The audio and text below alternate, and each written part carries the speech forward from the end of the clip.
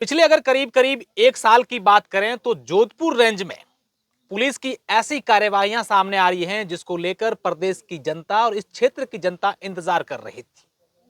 चाहे किसी प्रकार के प्रकरण हो, कितने लंबे समय से फरार चल रहे अपराधी हो, इनामी अपराधी हो या फिर विशेष प्रकार की टीमें बनाकर अलग अलग कार्यवाही करने की बात हो, और इन सब कार्यवाहियों को अंजाम दे रही है जोधपुर रेंज आईजी विकास कुमार की एक विशेष टीम, और लगातार उस टीम की मॉनिटरिंग भी करते हैं। आज हमारे साथ खास बातचीत करने के लिए विकास कुमार जी हैं। सर, आपका सबसे तो पहले तो स्वागत है। आपका आभार। पहला मेरा सवाल कि जब जोधपुर रेंज आईजी के तौर पर आपने पदभार ग्रहण किया, तब कोई विशेष मन में एक ली थी शपथ कि यार मुझे तो इस बार जो है धमाके करने हैं इस पूरे जोधपुर रेंज आईजी में? तो पुलिस का काम ही होता है कि अपराधियों के मंसूबे ध्वस्त किया जाए, अपराधियों को पैर उखाड़े जाए। अब उसके अलग अलग तरीके होते हैं।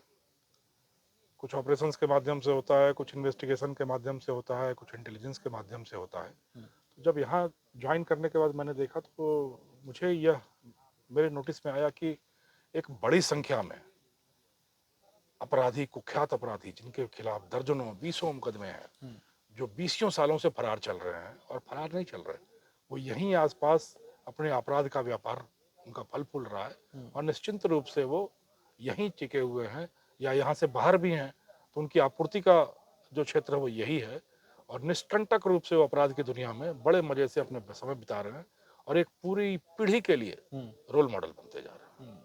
तो यह बहुत आवश्यक था कि पीढ़ी के लिए रोल मॉडल वो लोग हों जो उनको सुनहरे भविष्य की ओर ले जाते हैं, न कि इस तरीके से राख बनाने के लिए।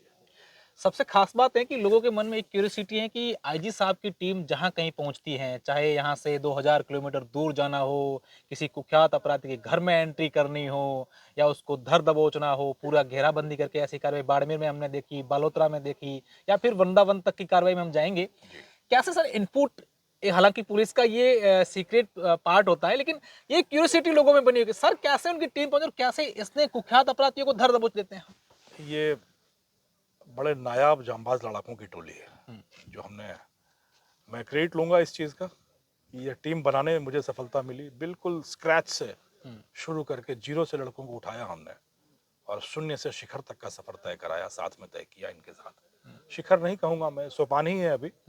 अभी तो यह सिर्फ मील का पत्थर है, मंजिल तो बहुत दूर है, रास्ता बहुत लंबा है। पर ये वो लड़के हैं जिनको हमने तकनीकी रूप से पारंगत किया, दक्ष किया और ऑपरेशनल कार्रवाइयों में किस तरीके से ऑपरेशन करना है उसमें भी सिद्धस्त किया। इनमें धैर्य है, इनमें संकल्प शक्ति है, ये कुशाग्र हैं, इनमें निष्ठा है और यह इनमें वो धुन है, आप उसको सनक कह सकते हैं कि किसी भी एक छोटे से सुराग को मंजिल तक कैसे पहुंचाना है, यह इस कला में यह पारंगत हो चुके हैं। हम लोग काफी समय साथ बिताते हैं, करीब करीब सुबह में 2 घंटे और रात में 8 से 12 पूरी टीम और हम साथ बैठे होते हैं साइकिल में, IF साइकिल में जो ऑफिस है उसमें, और लगातार ब्रेनस्टॉर्मिंग होती है, रिव्यू होता है, नए नए आइडियाज आते हैं कि किस तरीके से करके आगे तक पहुंचा जा सकता है।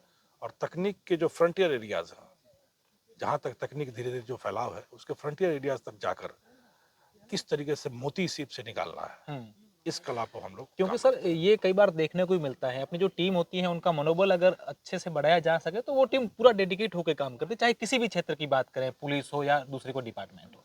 मैं इस टीम के लिए तो कहता हूं कि रणवीर धुरंधर घोड़े हैं, संख्या में चाहे थोड़े हैं, इतिहास की गौरव गाथा में स्वर्णिम कई पन्ने जोड़े हैं, रणवीर धुरंधर घोड़े हैं। तो ये घोड़े हैं हमारे, हम तो इनके, हमको लगाम नहीं लगानी पड़ती, ना एड़ कसनी पड़ती है, बस इनकी गर्दन पे छोटी सी थाप देनी होती है और ये कुलाचे भरते। शायद यही खासियत है सर की और इनकी पूरी टीम की कि इस टीम इनके प्रति इतना डेडिकेट रहती है। सर, हम लोग देखते हैं कि आपके सामने एक चुनौती थी, पिछले कुछ महीनों की बात करें तो SOG टीम को लेकर जो कार्रवाई पेपर लीक को लेकर हुई, आपने वहाँ पर कई ऐसे नामचीन जो अपराधी थे, चाहे वो पेपर लीक में थे, तो अलग अलग जगहों से आपकी टीम पहुंची, उनको पकड़ा, चाहे वृंदावन में वेश का रूप धारण करके महिला को पकड़ना, इस प्रकार के वीडियो सामने आना, ये पूरी किस तरीके से प्लानिंग होती है और फिर कैसे उस टारगेट तक आप लोग पहुंचते हैं? इसमें हमारी जो टीमें काम करती हैं करीब 6 चरण है उसके। पहले चरण में हम लोग उसके आपराधिक रिकॉर्ड की कुंडली खंगालते हैं, फिर वर्तमान में उसके बारे में क्या गतिविधियां हैं उसके बारे में क्या सूचना है वो लेते हैं। फिर मानवीय आसूचना का काम शुरू होता है जो बड़ा श्रम साध्य होता है। और श्रम साध्यता से दुरूपने की तरफ जाते हैं हम जब हम तकनीकी आसूचना संश्लेषण का काम शुरू करते हैं। और जब इन सारे दोहन विदोहन के बाद एक तस्वीर, धुंधली सी तस्वीर सामने आती है कि यह दिशा हो सकती है अभियान की, यह ठिकाना हो सकता है अपराधी का, यह तौर तरीका हो सकता है अब अपराधी का, जो एक धुंधली सी तस्वीर निकलती है, तब हम लोग इस ऑपरेशन को एक ऑपरेशन का नाम देते हैं जो नाम उसके व्यक्तित्व और कृतित्व से सुसंगत होता है, ताकि टीम को तो पता हो कि किसके बारे में बात हो रही है, बट एक सामान्य व्यक्ति उसके आधार पर अंदाजा ना लगा सके कि ये किस अपराधी के बारे में बात हो रही है। तो यह रोचक भी बनाता है, गोपनीयता भी रखता है और ध्यान केंद्रित करने में मदद करता है ऑपरेशन का नाम रखना। तो इस तरीके से नाम रखा जाता है और फिर उसकी आखिरी कड़ी के रूप में वो व्यूह रचना शुरू होता है। उस इंद्रजाल की संरचना बनाई जाती है जिसमें अपराधी आकर हमारे पास में आए। सर हम लोग कई बार ऐसे सुनते भी हैं कि किसी अपराधी को पकड़ना है या किसी का चोर को पकड़ना तो उसको उसकी तरह सोचना होगा, उसकी तरह हमें पहले प्लानिंग करनी होगी। तो क्या ये भी एक पार्ट है? क्योंकि हम लोग आपके कार्रवाइयाँ देखते हैं, प्रेस नोट देखते हैं, बड़ी फ़िल्मी अंदाज में, बड़े ही एक इस तरीके से जो है आप पूरी टीम की जो कार्रवाई होती है, वो पूरा प्रोसेस उसका होता है। तो क्या ये भी आप सोचते हैं? देखो, ये अपराधी के साथ अगर आपको पार पाना है अपराधी से, तो उस अपराधी की सोच के आगे जाकर सोचना पड़ता है। जहां उसकी सोच की सीमा खत्म हो, वहां से हमारी कार्रवाइयों की सीमा शुरू होती है। तो इसके लिए न सिर्फ उस अपराधी की तरह सोचना होता है, बल्कि जो वो अपराधी नहीं सोच सकता वो सोचना होता है, और तभी वो हमारे चंगुल में आता है। तो उस हिसाब से फिर जब हम लोग अब सीधे किसी अपराधी पर हाथ डालना जो अपने सुरक्षित ठिकाने पर बैठा हो, जिसके आसपास उसकी सुरक्षा का एक आवरण हो, चाहे वो जन सामान्य हो चाहे उसके गैंग के लोग हों, वहां तक पहुंचना बहुत टेढ़ी खीर होती है। उसमें कई बार नुकसान भी उठाना पड़ सकता है। तो इसलिए हम लोग ऐसी कवायद करते हैं कि सामने वाले को पता न चले कि किस छिद्र से उसकी पकड़ का वायरस घुस आया, और इतने स्विफ्ट तरीके से, इतनी आसानी से वो हमारे चंगुल में आ जाए कि उसको भी यह सोचने में वक्त लगे कि आखिर मैंने गलती कहाँ की। और जब तक वो अपनी गलती को समझ सके, न्यायालय उसको उसकी गलती समझाकर उसकी उसकी गलती की सजा देता है। सर जब से आपने पदभार संभाला है, हालांकि पुलिस की कार्रवाई हम समय समय पर होती रहती है, लेकिन हम बात करें अवैध मादक पदार्थों की, जो हमारे पीछे हेरोइन जल भी रही है। अवैध मादक पदार्थों को लेकर आपने एक विशेष अभियान चलाया और उन तमाम तस्करों को उनकी नकेल कस दी है। कई तो हैं वो उन्होंने काम ही छोड़ दिया और दूसरे कामों में आ गए। ये एक मन में कब आया था या इसको लेकर क्या था कि भाई ये हमें, हमारा जो युवा बर्बाद हो रहा है, आज की पीढ़ी बर्बाद हो रही है, इनको बचाना है? यह देश का भविष्य भविष्य है। ये पूरी पीढ़ी के स्वास्थ्य के साथ, उनके जीवन के साथ, उनके सपनों के साथ, उनके परिवार के सपनों के साथ ये खिलवाड़ है। अभी आपने देखा होगा, हमने ऑपरेशन सवेरा लॉन्च किया था, बड़े क्रिकेटर्स आए थे, उन्होंने कहा था कि अपने भविष्य के साथ मत खेलो, अपने स्वास्थ्य के साथ मत खेलो, अपने सपनों के साथ मत खेलो, अपने जीवन के साथ मत खेलो, अपने परिवार के सपनों के साथ मत खेलो। खेलो, आओ हमारे साथ क्रिकेट खेलो। तो खेलना है तो क्रिकेट खेलो। तो आप देखो, एक यह पूरी पीढ़ी जो अपने, हमारी इस पीढ़ी में इतना ओज है, इतना जोश है, इतनी क्षमता है, इतनी प्रतिभा है, इतना मेधा है कि यह चाहे तो आसमान की ऊंचाइयों की बुलंदी तक इनका परचम लहरा सकता है। बट यह मादक द्रव्यों के चंगुल में फंसकर यह अपना भविष्य राख कर लेते हैं। एक पूरी पीढ़ी नष्ट हो रही है। उड़ता पंजाब देखा आपने, राजस्थान के इस इलाके में जिस तरीके से पैर पसार रहा था ये दानव, ये बहुत बड़ी बड़ी समस्या थी। यह सिर्फ एक व्यक्ति, एक परिवार की समस्या नहीं थी, ये पूरी एक पीढ़ी की समस्या थी जो ध्वस्त कर देता। तो जब तक ऐसे कंटकों के खिलाफ हम लोग इनके आमूल चूल समापन के लिए एक संकल्प के साथ नहीं आते आगे, तो पीढ़ी का भविष्य अंधकारमय होता। तो इसमें न सिर्फ पुलिस, बल्कि नारकोटिक्स कंट्रोल ब्यूरो है, पत्रकार हैं, समाज के पहरुए हैं, एनजीओ हैं, सब हमारे साथ आए हैं। और उसके बाद हमने जो इनके छोटे छोटी कार्रवाइयाँ खूब होती रहती हैं, थाने स्तर पे हो जाती हैं, थड़ियों पे, ठेलों पे, दुकानों में जो मिलती रहती है, बट वो समस्या का जड़ नहीं है। समस्या की जड़ वो आपूर्तिकर्ता हैं, वो प्रोड्यूसर्स हैं, वो मैन्युफैक्चरर हैं जो इन चीज़ों को क्रिएट कर रहे हैं और समाज में इस जहर को सप्लाई कर रहे हैं। तो इसलिए हमने इन किंग पिन्स को, इन मगरमच्छों पर हाथ डाला। और जो 20-20 सालों से इस धंधे में थे, कोई झारखंड में रह के, कोई तेलंगाना इलाके में रह के, कोई नॉर्थ ईस्ट में रह के, इस धंधे को धंधा उनका फल फूल रहा था और पूरी पूरी पीढ़ी को इस दलदल में उड़ेल रहे थे। उनके खिलाफ कार्रवाई शुरू की। करीब करीब जो 60 हमने बताई है उसमें 35 से 40 ये आपके मादक द्रव्यों वाले ही सरगना है जिनको जो हमारे चंगुल में आए हैं। और उससे दो चीजें हुई हैं। एक तो युवा पीढ़ी के समझ में आया है कि ये रोल मॉडल नहीं हो सकते, इनका मुकाम तो जेल की सलाखें ही होती हैं, तो ये रोल मॉडल नहीं हो सकते। और जो समाज में अट्टहास करते थे अपनी मुक्ति का, वो कैसे बकरी की तरह पुलिस की कैद में होते हैं, यह देखकर ये रोल मॉडल नहीं बन सकते। दूसरी, आपूर्ति इनकी बहुत बड़े पैमाने पर बाधित हुई। तीसरा, युवा पीढ़ी को समझ में आया कि हमारी रोल मॉडल तो पुलिस भी हो सकती है ना, जो इन तत्वों के खिलाफ घूम रही है। तो पसीना बहाएं, पसीना बहाकर समाज में रक्त बहाने से रोके। तो इसलिए हमने मादक द्रव्यों पर विशेष बीड़ा उठाया और इस पर काम किया। सर ऐसा भी कभी हुआ हो कि यार अब तो पुलिस जो है वो बड़े एक्टिव मोड में है और हमें कहीं कहीं भी हम जो है गिरफ्त में आ सकते हैं और जाके सरेंडर कर लो, कहीं ऐसे आपको पर्सनली बोल दिया हो कि नहीं, साहब। कई कई इस तरह के प्रस्ताव आते हैं कि साहब हम आपके चरणों में आत्मसमर्पण करना चाहते हैं। हमने कहा कि हमारे चरण इतने पावन है नहीं हाँ, जो आपको पावन कर सके आत्मसमर्पण करके। हाँ, तो अब जिस रास्ते पर आप चले हो, हम्म, आप उस अपराध से तौबा करो, उस अपराध का पछतावा करो, हम्म, अपराध की सजा भुगतो, हम्म, रियलाइज करो, इस चीज को महसूस करो कि गलत किया है। हम्म, हमारा कानून, हमारा समाज आपको फिर से मुख्य धारा में आने का मौका देता है। अपने पाप का प्रायश्चित करो, सजा भुगतो, और उसके बाद फिर से समाज की मुख्य धारा में आकर फिर से अपने को स्थापित करो। ऐसा भी कभी हुआ होगा आपने लगा होगा यार ये मेरे को चैलेंज कर रहा है या पुलिस को चैलेंज कर रहा है, इनको तो किसी सूरत में, इस अपराधी को तो मैं छोड़ूंगा नहीं, और फिर आईजी साहब इंडिविजुअल लगते हैं कि भाई तो नहीं ये इसको तो किसी सूरत जैसे में। आपके इलाके में पहले एक मनुहार का कल्चर था ना, मनुहार का। मनुहार का, हाँ। तो ये जो चुनौतियां होती हैं वो हमारा मनुहार होती हैं। ओके। जब कोई चुनौती देता है कि हमें कोई नहीं पकड़ सकता हाँ। या मुझ तक पुलिस के हाथ नहीं पहुंच सकते, तो वह चुनौती हमारा अफीम होती है, मनुहार होती है। हमारा मनुहार होती है। हाँ। और फिर हम उस चुनौती के फिर उसको पीछे चाहिए ही पड़ते चाहिए हैं। वो तो। हम उस चुनौती के पीछे पड़ते हैं कि तुम डाल डाल, हाँ। तो मैं पात पात। और फिर हम उसको, जो हमने आपको बताया था हम्म, कि यहाँ पर हर तरफ, चारों तरफ पुलिस की आंखें हैं, भागोगे कहाँ, कई तुम्हारी लोग सर। मंजिल तो जेल की सलाखें। कई लोग अभी भी जो है अपराधी हैं, चाहे तस्करी कर रहे हो या फिर इस प्रकार की बदमाशियां करते हो, दिन दहाड़े लूट चोरियां इस प्रकार की करते हैं, उनको कहीं ना कहीं ये अभी भी है कि यार हम तो अभी भी पुलिस की गिरफ्त से दूर है। तो क्या पुलिस की सभी पर नजर है, पुलिस नजर बनाए हुए है कि वो कभी भी धर दबोचे जाएंगे? अब देर तक भाग लो, दूर तक भाग लो, बट सिर्फ भागो, मंजिल तक नहीं पहुंचो। मंजिल तो जेल की सलाखें, वहां हम पहुंचाएंगे आपको। बस आप भागना आपका काम है, भागते रहो और जागते रहो। कब तक भागोगे? या खुशफहमी दिल से निकाल दो। ये खुशफहमी नहीं है, ये गलतफहमी है कि हम तक कानून के हाथ नहीं पहुंच सकते। कानून के हाथ हर जगह पहुंच सकते हैं, बस निगाह पहुंचनी चाहिए। जिस दिन निगाह आप पर पड़ी, तो आप ये समझ लो कि वो प्रलय दृष्टि आप पर पड़ी है। हाथ तो किसी भी समय फिर आप तक आ पहुंच जाएगा। जाएंगे। सर एक बात ये भी जानने को हमारे दर्शक तमाम इच्छुक है कि ये लोग क्यों, युवा पीढ़ी है वो गलत दिशा में चली जाती है। क्या वो एक विशेष शौक के लिए या उनका कोई सपना होता है, चाहे आप चोरी की वारदातों की बात कर लो, डकैती की बात कर लो, या फिर इस प्रकार के अवैध मादक पदार्थों में लिप्त होने की बात कर लो। क्या आप तमाम लोगों से बातचीत करते हैं, आपकी पुलिस उनसे इंट्रोगेट करती है, क्या मुख्य बात जो है वो निकल कर सामने आती है? सबसे मुख्य बात जो इसमें है कि हम सब लोगों को, न सिर्फ पुलिस को, बल्कि आपका, आप पर दारोमदार ज्यादा बड़ा है, समाज में रोल मॉडल कौन होना चाहिए, किसको फॉलो करें युवा, किसके पाथ, किसके पथ पर चलने का प्रयास करें। किसी जमाने में भगत सिंह रोल मॉडल होते थे, सुभाष चंद्र बोस मॉडल होते थे। अब वो रोल मॉडल बदलते बदलते हर जाति का एक अपराधी होता है और वो रोल मॉडल बनने लगता है। ये बहुत ही गलत प्रवृत्ति पनप रही है समाज में।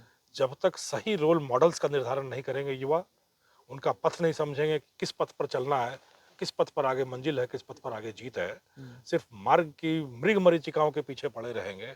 इस मार्ग पर पैसा है, इस मार्ग पर शोहरत है, इस मार्ग पर तत्काल पैसा आता है, तो यह मृग तृष्णा है, यह मृग मरीचिका है। इससे इनको निजात पानी पड़ेगी, इससे इनको निकालना पड़ेगा।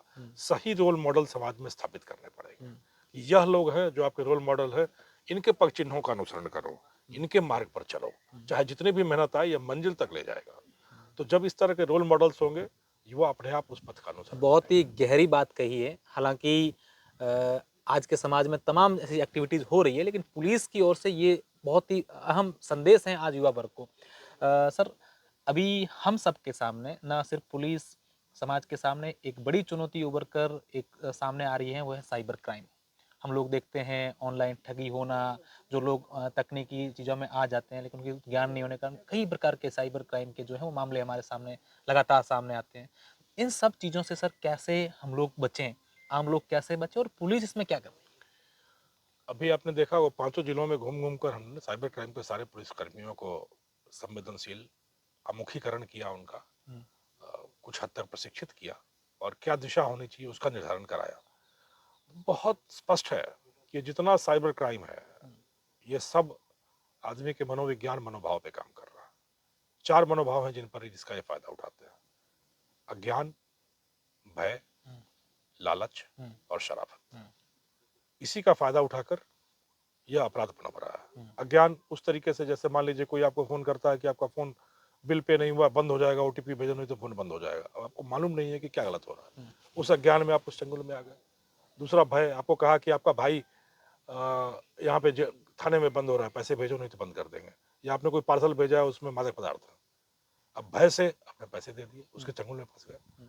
तीसरा है लालच, कि लॉटरी निकली है आपकी नाइजीरिया में, आपको सिर्फ वो कस्टम से छुड़ाने का पैसा पे करना है और वो लॉटरी आपकी हो जाएगी। उस लालच में, या सोने की कोई चीज क्या उसको मिली कहते हैं, है। सोने का वो टटलू जो काटते हैं, हाँ, कि सोने का सोने का बिस्किट मिला है, आप सस्ते में खरीदने के लालच में फंसकर अपराध का शिकार हो जाते हैं। और चौथा होता है शराफत, जब कोई आपको फोन करे कि आपका मित्र यहाँ फंस गया, उसका पर्स गायब हो गया, फोन गायब हो गया, आप उसको 100 रुपये दे दोगे तो घर तक पहुंच जाएगा, 1000 रुपये दे दोगे तो घर तक पहुंच जाएगा, उस शराफत में आपको पैसे दे देते हैं। तो अज्ञान, शराफत, भय और लालच, इन चार मनोग्रंथियों पर, मनोभावों पर, मनोविज्ञान पर यह अपराध काम कर रहा है।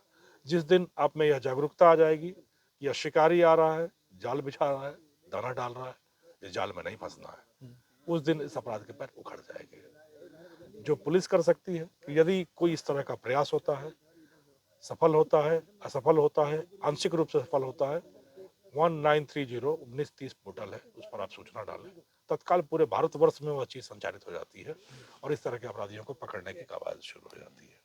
आजकल सर एक और ट्रेंड में हम लोग देखते हैं कि एक ज़माना था तब ये चीज़ें नहीं थी कि हनी ट्रैप के मामले हैं वो लगातार बढ़ते जा रहे हैं। एक गैंग भी इसको लेकर चलती है, लोगों को फंसाना, इस प्रकार की चीज़ें करना और उसके बाद कई प्रकार के ऐसे लोगों को ब्लैकमेल करना। और हालांकि पुलिस भी समय पर इस पर कार्रवाई करती है। बाड़मेर में पिछले दिनों की बात करें तो अच्छी कार्रवाई हुई है। इसको लेकर सर ये किस तरीके से लोग काम करते हैं? मैं वही जो मनोभावना आपको बता रहा था, लालच, हाँ। जो आपकी भावना, वासना की जो भावना है, उसके साथ खिलवाड़ करके ये हनी ट्रैप की कार्रवाइयाँ हो रही है। अब यदि आप अपनी आत्मा को शुद्ध रखें, अपने कृतित्व को शुद्ध रखें और यह जान कर रहे हैं कि यह जो सामने आ रहा है यह कोई आपके प्रति आकर्षित होकर नहीं आ रहा है, बल्कि आपको आकर्षित करने के लिए आ रहा है और आपसे फायदा उठाने के लिए आ रहा है, तो आप इस हनी ट्रैप पर नहीं फंसते हैं। और यदि फंस भी जाते हैं तो बहादुरी से मुकाबला करना है। आपने कोई ऐसी बड़ी गलती नहीं की है जिसकी सजा आप रोज झेल रहे हो, रोज ब्लैकमेल हो रहा है। तो सामने आत्मविश्वास बनाए, पुलिस के सामने गोपनीय रूप से आए, वो कार्रवाई होगी, वो तत्व तो पकड़े जाएंगे। आज वो आपके साथ कर रहे हैं, वही तत्व तो आगे 50 लोगों के साथ ये काम करेंगे। अभी हाल में हुआ था, बालेसर इलाके में भी इस तरह के हनी ट्रैप के मामले सामने आए थे, हमने उनको पकड़ा, पूछताछ की तो दर्जनों मामले सामने आने लगे। तो बाकी लोग इससे पीड़ित ना हो सकें, बाकी लोगों के लिए आपको एक बार यह बीड़ा उठाना पड़ेगा कि हम पुलिस तक यह शिकायत लेकर आएंगे, चाहे उसमें कार्रवाई हो चाहे नहीं, बाकी लोग तो बचेंगे उस चीज़ से। इस हनी क्या ट्रैप इसको लेकर कोई गैंगें भी चलती हैं इस टाइप का? बहुत छोटे छोटे गैंग चलते हैं इसमें। एक लड़की होनी चाहिए, एक लड़का होना चाहिए, कुछ तकनीकी ज्ञान होना चाहिए और यह तैयारी होनी चाहिए। इसके आधार पर आप किसी को भी हनी ट्रैप कर सकते हैं। यदि आज मैं आपसे बात करूं कि आपको मैं आज तक के चैनल में ये बनवा दूंगा, मेरे बड़े बड़े लोग वहाँ परिचित हैं, तो अपने ट्रैप में आ सकते हैं। तो इस बात को लेकर मुझे ज्ञान होना चाहिए कि जो बात कर रहे हैं उसमें कितनी सच्चाई है, मैं उनका पूरा पता लगाऊं। तो क्या पहले है? उस चीज़ को आपको यह देखना है कि आप अपनी मेधा से वहाँ पहुँच रहे हैं या गलत तरीके से आप पहुँचना चाह रहे हैं। दूसरा, जो व्यक्ति कह रहा है आपको, वो खुद क्यों नहीं कर ले रहा अपने लिए वो चीज़ जो आपको देना चाह रहा है। और तीसरे, ये मुझे क्यों दे रहा है, इसका मतलब ये मुझसे कुछ फायदा उठाना चाह रहा है, तभी तो मेरे पास आ रहा है।